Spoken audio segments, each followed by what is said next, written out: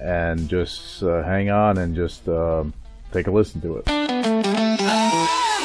A quiet but profound shift is taking place across the architecture of global financial markets. Major exchange operators, including the Nasdaq, the New York Stock Exchange, and the CME Group, are actively exploring and developing frameworks for the tokenization of securities and commodity derivatives, a move that could fundamentally reshape how assets are issued, transferred, cleared, and traded.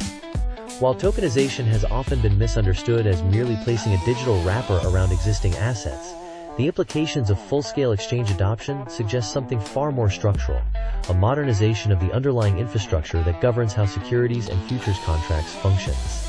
In essence, tokenization may represent the most significant transformation in market plumbing since the transition to electronic trading.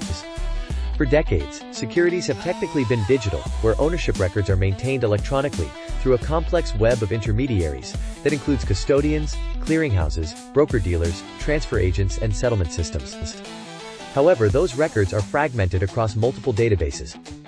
Tokenization introduces a different paradigm, a shared, cryptographically secured ledger where ownership, settlement, and compliance logic can exist within programmable smart contracts. For exchanges such as the Nasdaq and the New York Stock Exchange, this means that securities could eventually be issued directly onto blockchain-based infrastructures, where the asset itself carries embedded operational logic. That logic can automate settlement processes, ownership verification, compliance restrictions, dividend distributions, corporate actions, but instead of relying on multiple intermediaries to process these functions.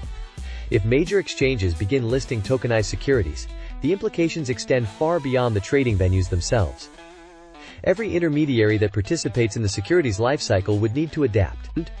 Transfer agents, custodians, clearing firms, broker-dealers, and compliance providers